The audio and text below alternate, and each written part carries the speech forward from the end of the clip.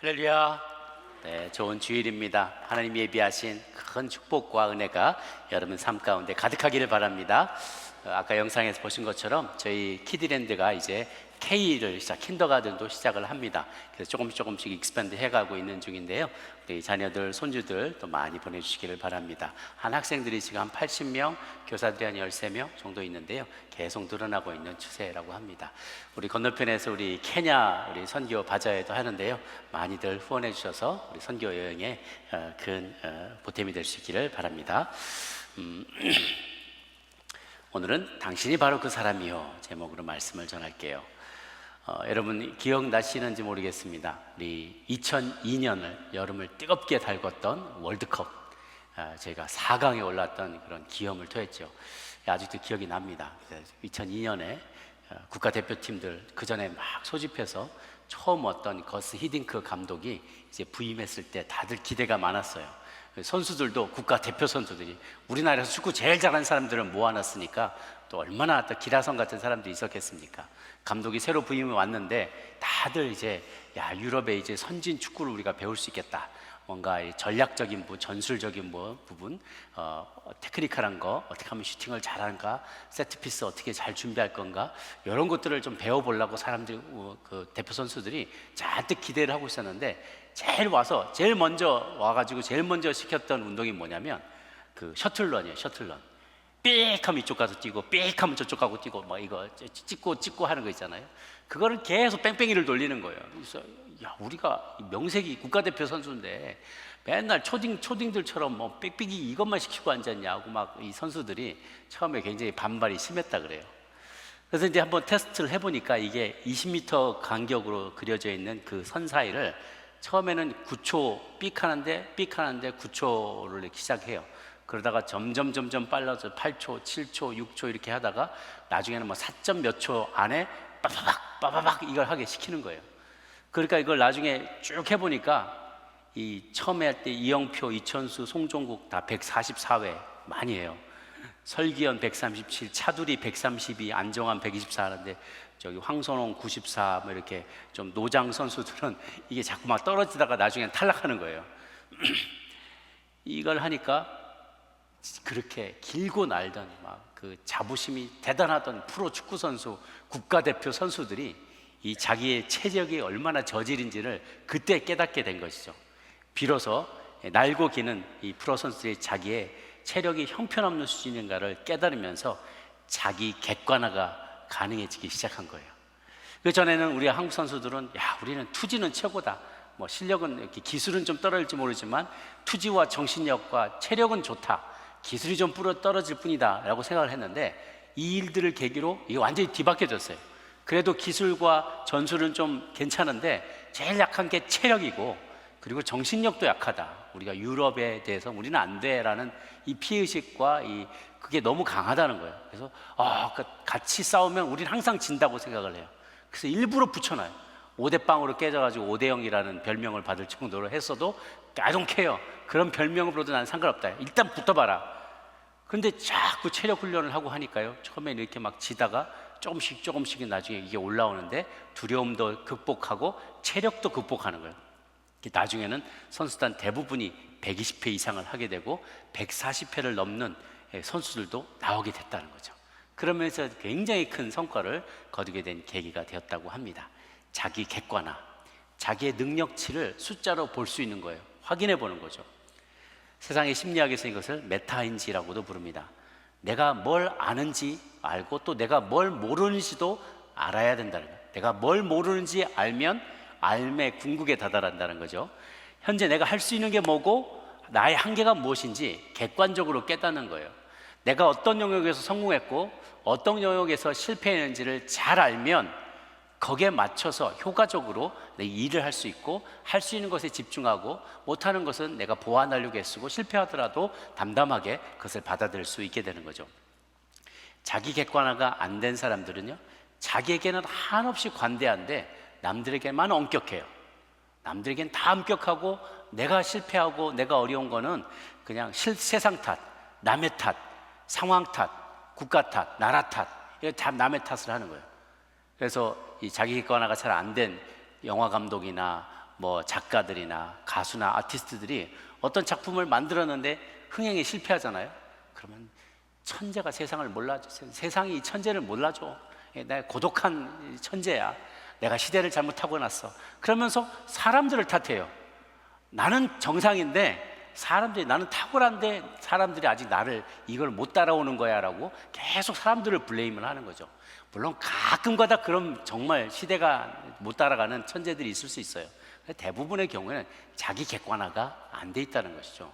명작은 왜 명작인가요? 그 명작의 작품 같은 걸 드라마나 영화를 보면 감정이입이 되는 거예요. 그게 개연성이 있어요. 말이 돼요. 그리고 나라도 그렇게 할 것 같아요. 그리고 그럴 수도 있겠다. 일관성이 있고 호소력이 있다고요.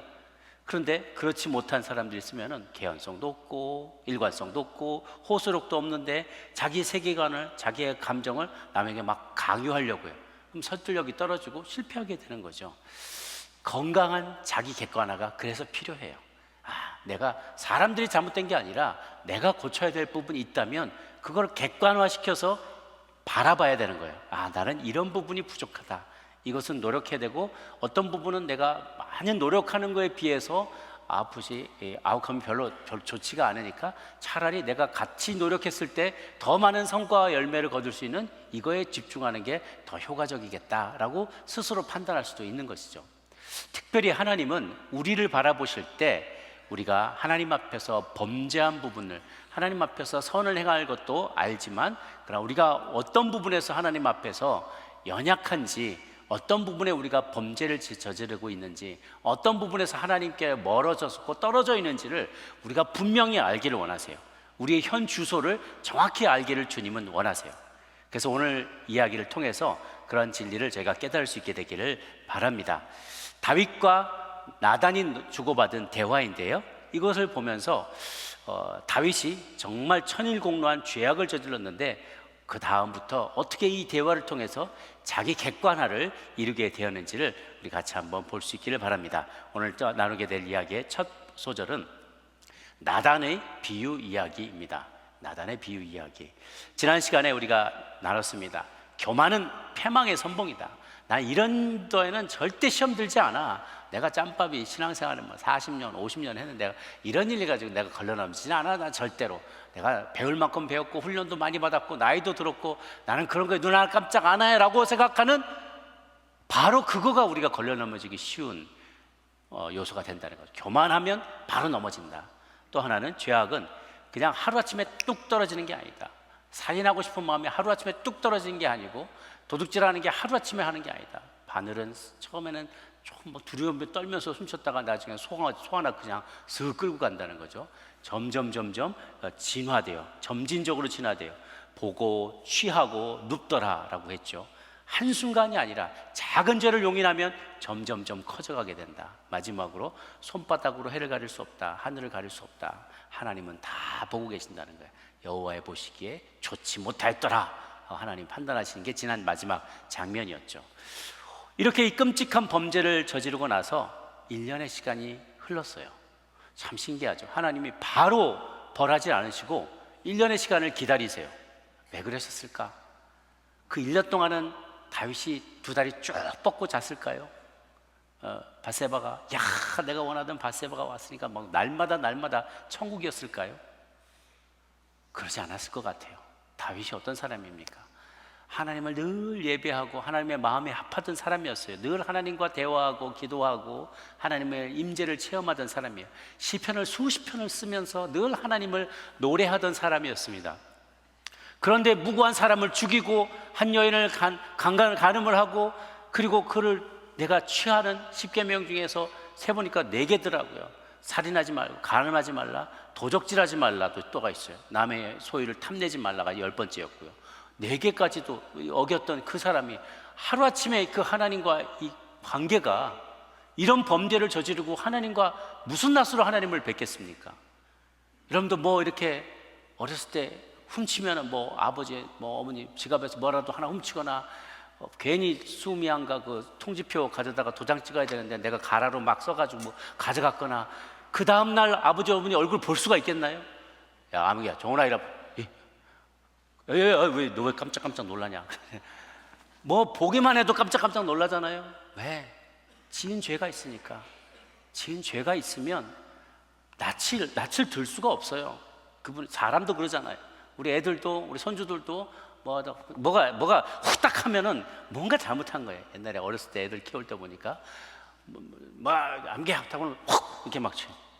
뭐 그러면 제가 홍콩에 살 때인데 여기 바퀴벌레 다리가 이렇게 쭉 나와 있고 막 그래요.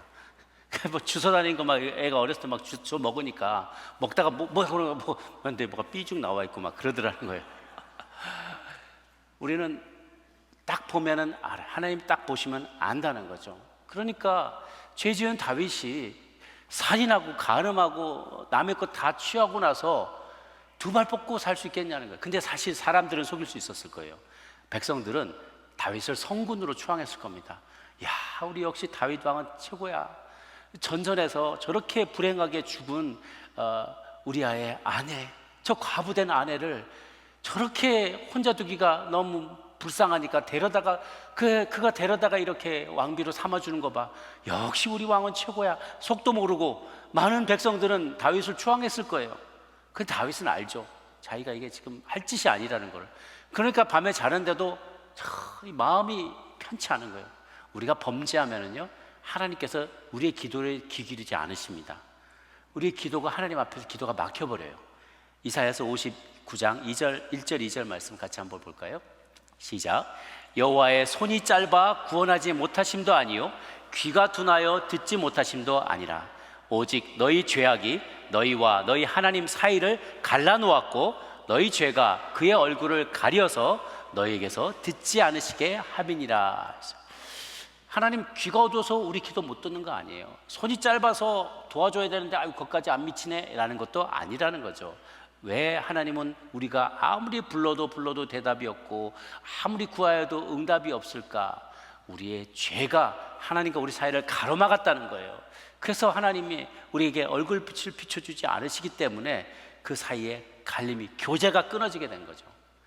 우리가 지은 죄 중에 가장 큰 그 죄에 대해서 가장 큰 하나님의 퍼니시먼트, 하나님의 그 책망이, 죄에 대한 벌이, 가장 큰 벌이 우리를 상대 안아주는 거예요. 차라리 뭐라고 욕이라도 하면 낫죠. 근데 아예 봐도 모른 척해요. 그래서 가끔씩 뭐 아내분들이 말했는데 쌩 하고 그러면 남자분들 두려워하잖아요. 아무 말도 안 하는 거예요. 아무 말도 안 하는 거예요. 그게 제일 무서운 벌이에요. 대답도 안 해주고 상대도 안 해주고 밥도 안 차려주고 그러면 굉장히 무서운 거죠. 저희 집 얘기는 아니고요. 그래서 그런 거예요. 하나님과의 교제가 단절되는 게 인간이 경험하는 가장 비참한 상황이 되는 거죠. 그런데 하나님께서 나단을 보내셔서 다윗에게 회개할 기회를 주십니다. 그냥 내버려 뒀다면 어떻을까? 그냥 내버려 두고 하나님 인간을 찾지 않으면 어떤 상황이 있냐면 로마서 1장 28절에 이렇게 얘기를 합니다. 같이 읽게요. 시작. 또한 그들이 마음에 하나님 두기를 싫어하며 하나님께서 그들을 그 상실한 마음대로 내버려 두사 합당하지 못한 일을 하게 하셨다.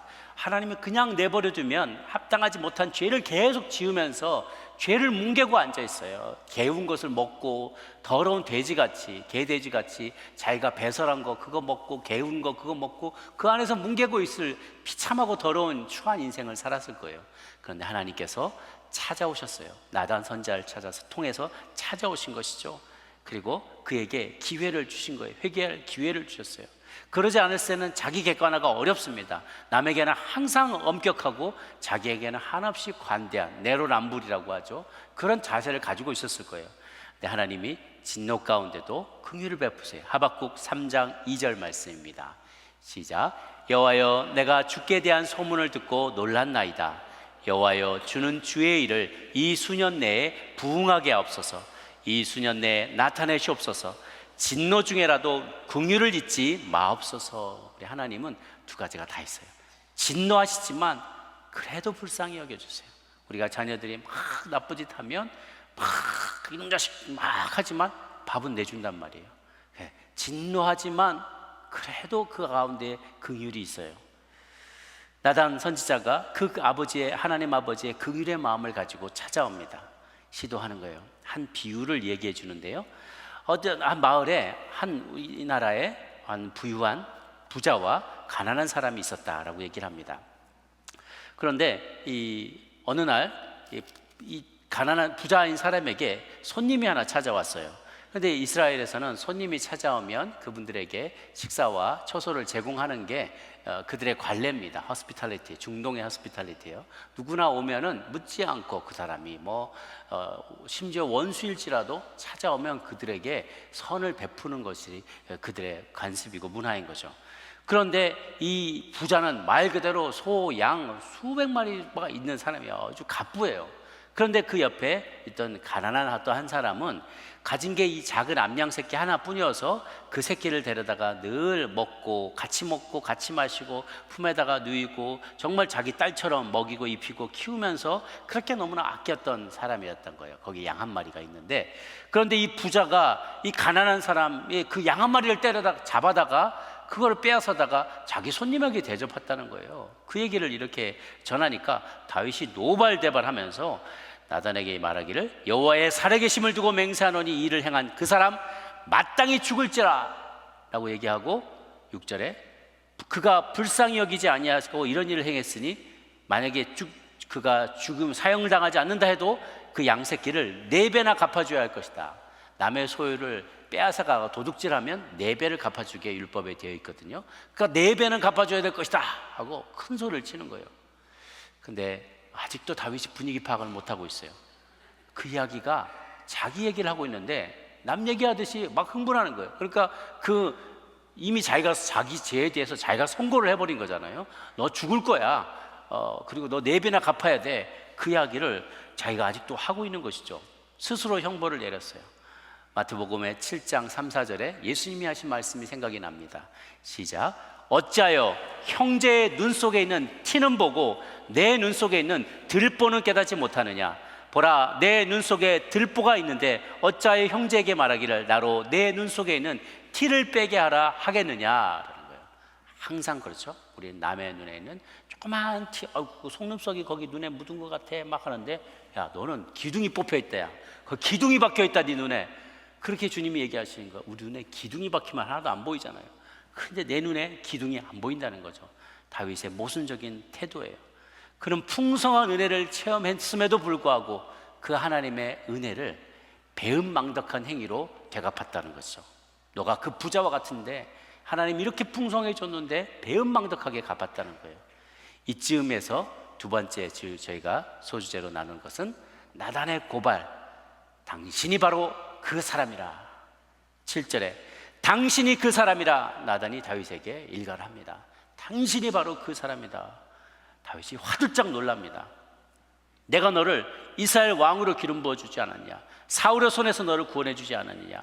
내 주인의 집도 줬고 내 주인의 아내도 내 품에 줬고 이스라엘과 유다 족속을 내게 맡겼느라. 그게 부족했더라면 내가 이것저것 또 더해줬을 것인데 네가 어찌하여 나를 업신 여겼느냐? 내 보기에 악을 행했고 그래서 우리아를 죽였느냐라고 주님께서 나단을 통해서 책망합니다. 나단 선지자도 참 대단하죠. 그러다가 자기가 죽을 수도 있어요. 왕의 면전에서 바로 당신이 그 사람이요라고 말하면 무시! 아는 사람 너밖에 없지? 그 사람만 딱 죽여버리면 이게 다 덮여진 거잖아요. 그죠? 그럴 수도 있었을 텐데 나단은 대단해요. 정말 그 발 앞에 눈 하나 깜짝하지 않고 이건 나 죽음을 각오하고 목숨을 걸고 내가 해야 한다. 이게 선지자적인 부르심이고 선지자적인 사역인 것이죠. 우리 모든 크리스찬들이 세상 앞에서 비진리 앞에서 두려워하지 아니하고 진리를 말해야 될 때 좋은 본이 되고 모범이 되는 사람이 바로 이 나단 선지자입니다. 교회는 흑암 가운데서 선지자적인 사명을 감당하도록 부름받았습니다. 잠깐 다른 이야기를 하면 그가 이런 얘기를 했어요. 만약에 부족했더라면 더 주었으리라, 이것저것 더 주었으리라 라고 얘기하면서 내 주인의 아내들을 네 품에 주었다. 부족했으면 더 주었으리라 라고 얘기해요. 이거 하나님이 일부 다처제를 긍정하시는 건가 라는 그런 생각이 살짝 드는 거죠. 아브라함도 살펴보면 야곱, 다윗, 솔로몬 여러 명의 아내를 뒀단 말이죠. 최소 어떨 때는 두 사람씩 또 더 많기도 하고 솔로몬이 제일 많았어요. 여러분 왜 그랬을까? 먼저 결론부터 말씀드리면 하나님은 일부 다처제를 긍정하지 않으셨습니다. 한 남자, 한 여자를 항상 얘기했고, 가정을 이룰 때는 남자와 여자 한 사람이 가정을 이루는 것으로 항상 성경은 이야기합니다. 그러나 이 고대 사회 주변의 상황을 봤을 때, 가부장적인 사회에서, 고대는 다 가부장적인 사회죠. 결혼하지 않은 여성이 스스로를 부양하는 게 거의 불가능했고요. 그러니까 고대로 갈수록 비문명화된 사회에서는 정말 광야와 같아요. 그냥 만인을 향한 투쟁이에요. 모두가 약육강식의 사회에서, 가부장적인 사회에서 살아갈 때 여성 혼자서 독립적으로 생활을 유지하는 게 너무나 어려운 상황입니다. 그리고 여성들에게 이런 특별한 기술들을 전수하지 않았고, 그래서 여성들이 아버지나 남자 형제나 남편에 의존해서 생계와 보호를 받았었어요. 그리고 그러면서 나중에 문명이 발전하고 사회복지 시스템이 정착되기 이전까지는 결혼하지 않은 여성들은 기아에 시달리거나 노예가 되거나 창녀가 되는 일들이 많았어요. 우리 룻기도 보면은 룻과 나오미가 갔을 때 정말 누군가에게 밭에서 그것을 일감을 얻거나 그래서 살지 않으면 너무너무 어려웠다는 거죠.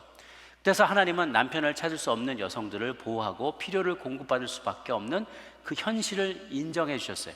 적극적으로 그것을 긍정하고 원했고 그렇게 해라라고 했던 것이 아니라, 그렇게 어쩔 수 없는 상황 가운데서 인간의 죄 때문에 이 모든 일들이 생겨났잖아요. 그래서 어쩔 수 없는 상황에서 일부 다처제를 인정했던 것이죠. 일부 다처제는 또 전쟁이 다반사로 일어나는 고대 사회에서 어찌 보면 어쩔 수 없는 선택이기도 했었어요. 전쟁이 일어나면 만약에 10명의 남자와 10명의 여자들이 있었다 그러면 전쟁터에 남자들이 다 나가니까 전쟁에서 7, 8명이 다 죽어나가, 한쪽은 뭐 거의 멸족당하다시피 하면 2, 3명 남자가 밖에 안 남잖아요. 그럼 2, 3명이 살아서 도망하고 돌아오면 여자들은 10명이고 남자는 2명이에요. 그러면 성비가 확 깨지게 되죠. 근데 어떻게든지 그 부족의 그 명맥을 유지하기 위해서는 적은 수의 남자가 많은 수의 여자들을 또 케어하고 또 가정을 이루어서, 그래서 이 가족, 아이들, 자녀를 임신하는 그런 패턴이 없으면 부족을 유지할 수가 없게 되는 거죠. 이 모든 게 하나님이 원했던 아이디어란 사회는 아니었지만, 인간의 죄로 인해 서로가 약육강식의 사회가 되고 보호하고 사랑으로 품고 돌보는 사회가 아닌 다툼이 있고 전쟁이 있고 투쟁하는 사회에서는 어쩔 수 없는 그 당시의 문화였다는 것을 우리는 생각하게 돼요. 그래서 그럼에도 불구하고 구약에서는 여전히 한 사람과의 결혼을 일관되게 이야기를 합니다. 신명기 17장 14절 이하에도 보면 하나님은 왕들도 여러 명의 아내를 갖지 말라고 얘기합니다. 그러면 너는 국사를 게을리하게 된다, 여자만 밝히게 되고 그러면 넌 또 시험에 들게 된다고 얘기해요. 신약의 디모데전서 3장 그리고 3장 2절 12절에도, 디도서 1장 6절에도 보면 영적인 지도자가 될 자격의 한 목록에 한 아내의 남편이라고 이렇게 명시적으로 이야기를 하고 있어요. 에베소 5장 22절에도 남편과 아내 관계를 말할 때 항상 단수를 얘기합니다. 이는 남편 단수가 아내 단수의 머리됩니다. 남편도 자기 아내 사랑하기를, 단수 사람이 부모를 떠나 그의 아내와 합하여 또 아내와 합하여 그 둘이 한 육체가 될지라 그랬어요. 남편 하나 대 아내 둘, 셋, 넷, 다섯, 다섯이 한 몸이 될지라 하지 않았다는 거예요. 한 사람과 한 사람이 둘이가 한 몸을 이룰 것이다 라고 분명히 이야기하고 있습니다. 그래서 우리가 이해할 것은 마찬가지입니다. 왕의 시스템을, 왕정을 하나님이 허락하지 않았어요. 하나님이 기뻐하지 않았어요. 왕이 필요 없어요. 너희들에겐 내가 왕이다. 하나님이 직접 통치하시는 신정국가를 원했지만, 주변 국가도 왕이 있으니 우리도 주시오 얘기하니까 내가 원하지 않지만 너희들이 분명히 원했다. 그 왕들이 너희를 착취할 거를 알아라. 그래도 너희가 원한다면 내가 주겠다. 그래서 본인들이 원하니까 그냥 사울을 왕으로 허락해 주신 거죠. 하나님의 최선은 아니었지만 백성들이 원하니까 차선으로 허락해 주셨던 거예요. 죄송합니다. 마찬가지로 이 일부 다쳐도 하나님이 원했던 것은 아니지만, 그 당시 죄인들로 인해서 시스템적으로 그럴 수밖에 없는 상황 가운데 있던 것을 하나님이 마지못해 최선은 아니지만 차선으로 용인하셨던 것으로 우리가 이해하면 되겠습니다. 그런 상황 가운데서 네가 나를 업신여기고 우리아의 아내를 빼앗아 네 아내로 삼았다. 그러므로 10절 끝에 칼이 내 집에서 영원토록 떠나지 아니하리라. 칼이 떠나지 아니라고 이야기를 합니다. 이것은 무엇인가? 다윗의 당대뿐만 아니라 후손 대부분이 전쟁과 살인 사건에 휘말리게 될 것을 가리키는 거예요. 이 같은 예고는 훗날 암논이 배다른 여동생인 디나를 강간을 하게 됐죠. 그것에 인해서 앙심을 품은 그의 오라버니 압살롬에 의해서 살해당하게 됩니다. 그리고 압살롬이 그 일 때문에 다윗 아버지에게 눈밖에 나니까 멀리 도망갔다가 돌아와서 반란을 일으켰다가 요압 장군에 의해서 진압을 당하게 돼요. 그 다음에 나중에 솔로몬을 왕으로 세우려는데 그 옆에 분위기 모르던 아도니아가 내가 왕이 되겠다고 했다가 또 그도 죽임을 맞게 됩니다. 그 안에서 3명의 왕자가 죽임을 당하게 되고 살해당하게 되고 1명의 공주가 강간을 당하게 되는 그런 아픔이 있게 되죠. 나중에는 이 통합 솔로몬 이후에 통합 이스라엘은 분열되게 되고 남과 북이 서로를 향해서 칼부림을 하고 내전이 일어나는 전쟁 상황 가운데 들어가게 되죠. 이 모든 것이 이 나단의 예언의 성취가 되는 거예요. 물론 하나님께서는 큰 축복을 하셨어요. 너에게서 왕이 끊어지지 않을 것이라는 큰 축복을 주셨지만 그가 범죄한 그것으로 말미암아 다윗이 자기 욕망을 이기지 못한 그 사건 하나로 인해서 그 집안의 모든 많은 사람이 죽음을 당하게 되고 서로를 향해서 서로 간에 불언지간이 되고 남과 북이 갈라지게 되고 이런 아픔들이 생겨나게 된 것이죠. 다윗은 은밀하게 밧세바를 간음했지만 그 죄악의 열매는 결국은 그 심판은 백주대낮에 자신의 후궁들이 나중에 이런 부끄러운 일을, 수치스러운 일들을 당하게 되는 결과를 가져오게 됩니다. 인간은 은밀하게 범죄하지만 하나님의 처벌은 공개적으로 나타나게 됩니다. 이 땅에서 우리가 하나님, 사람들은 모르는데 나만 그리고 하나님만이 알고 있는 그 범죄를 저지르고 우리가 숨기잖아요. 그래서 이 땅에는 비밀이지만 하늘나라에서는 다 모두가 만천하가 알고 있는 소문인 게 너무나 많답니다. 그러니까 우리만 여기서는 아무도 모르지 천국은 다 알고 있대요. 그 소문이 뉴스에 다 났어요. 천국에서는 다 알고 있어요. 천사들도 알고 있고 다 알고 있어요. 우리만 모르는 거예요. 그게 너무나 많다는 거죠. 그래서 우리가 하나님 앞에 정결하게 그것을 회개하고 나가야 돼요. 다행히도 이렇게 하나님께서 심판하겠다라고 얘기하실 때 13절에 다윗이 나단에게 이르되 내가 여호와께 죄를 범하였노라 라고 정직하게 나가게 돼요. 이게 너무나 다행스러운 일이에요. 다윗이 사울도 비슷한 일들을 당했잖아요. 그런데 사울은 어떻게 했냐면 그래도 사람들 앞에서 나를 좀 세워주시오. 그래도 사람들이 나를 어떻게 평가할지 모르니까 사람들 앞에서 나를 좀 세워주시오 라고 체면 차리기만 했다는 거예요. 진정한 회개가 있지 않았어요. 다윗은 회개했습니다. 하나님이 용납하시고 그를 구원하시느냐 아니냐의 차이는요, 회개하느냐 아니냐 그 차이예요. 사울은 회개하지 않았지만 다윗은 회개함으로 하나님이 그에게 세컨 찬스를 주셨어요. 가룟 유다는 회개하지 않고 그냥 몸에 달아 죽었지만 베드로는 똑같이 주님 모른다고 부인하고서는 그에게 다시 세컨 찬스가 주어졌어요.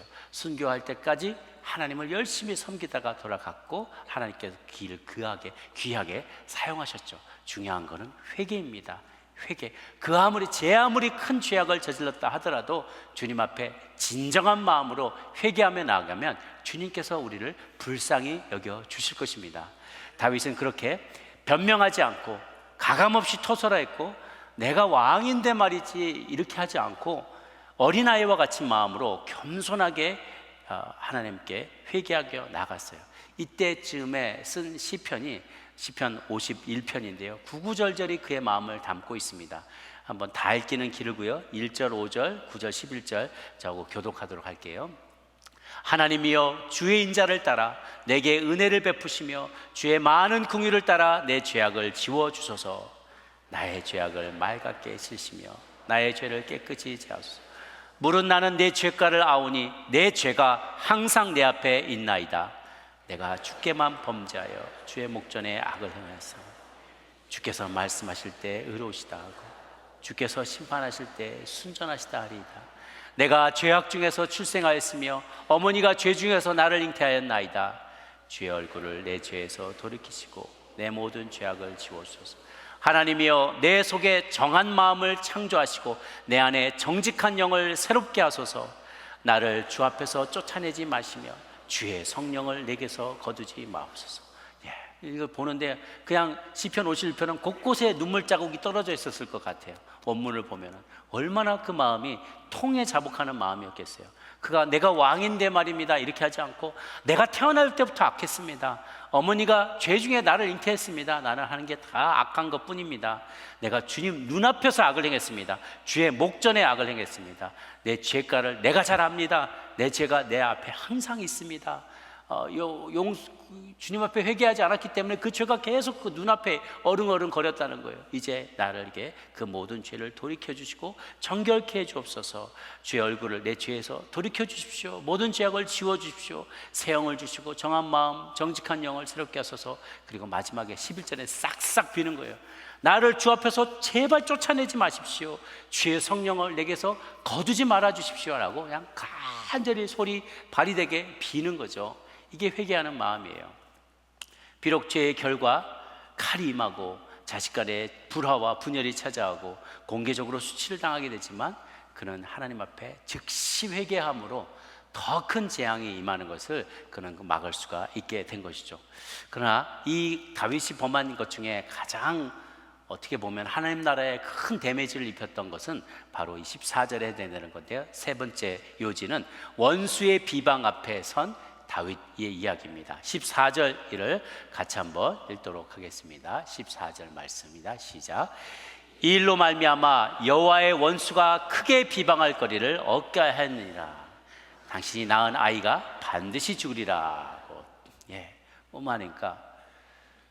원수가 이 일 때문에 당신에게 할 말이 많게 됐다는 거예요. 이 사건의 케이스에 대해서 당신을 공격할 수 있는, 그리고 하나님을 공격할 수 있는 빌미를 제공했다는 거죠. 당신이 많은 빌미를 제공했다.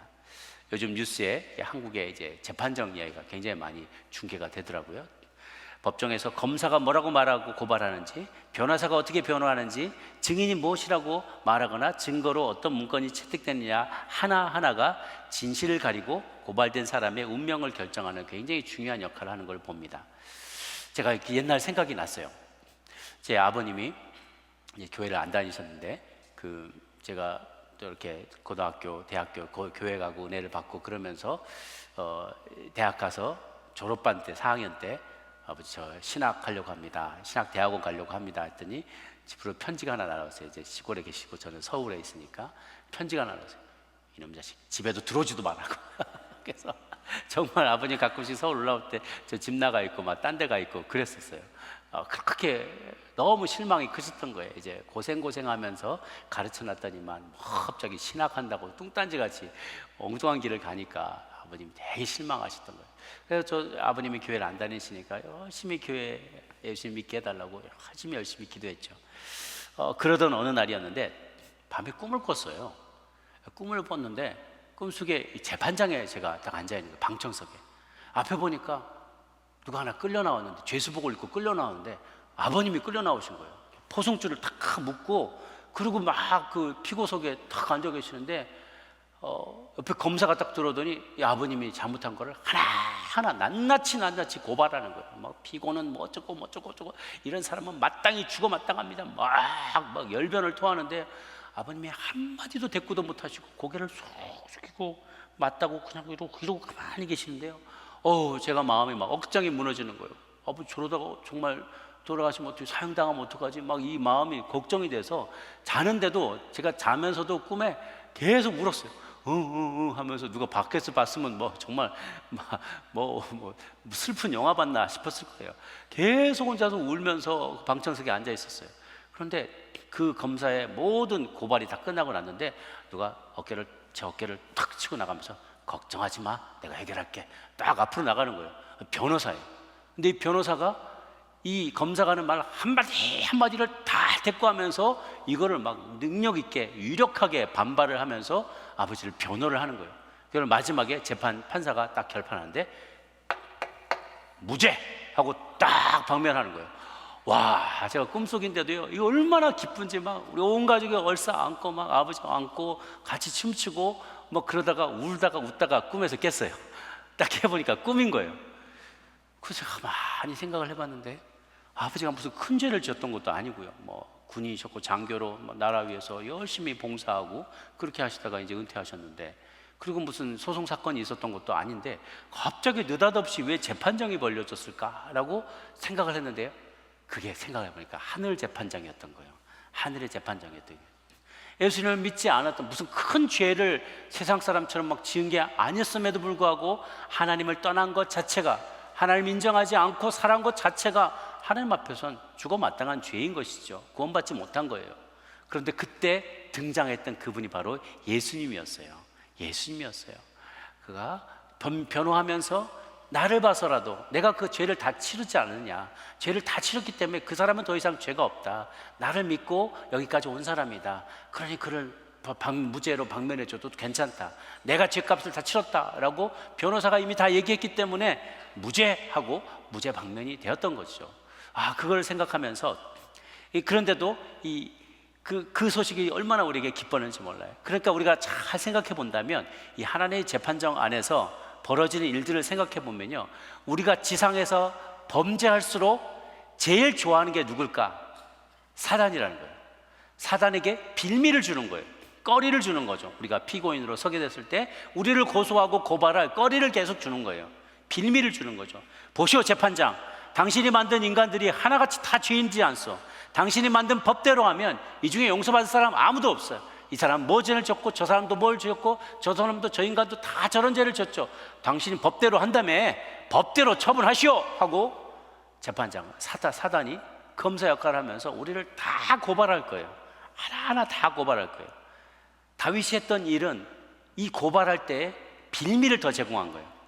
원수가, 하나님의 원수가 재판장이 하나님한테 당신의 당신의 피조물들이 이렇게 죄 지었는데 이거 가만두기요? 말이 안 되지 않소? 당신 정의 하나님인데, 이러면서 빌미를 제공했다. 이게 당신이 했던 큰 일이다. 이 일로 말미암아 여호와의 원수가 크게 비방할 거리를 얻게 되었다라는 것입니다.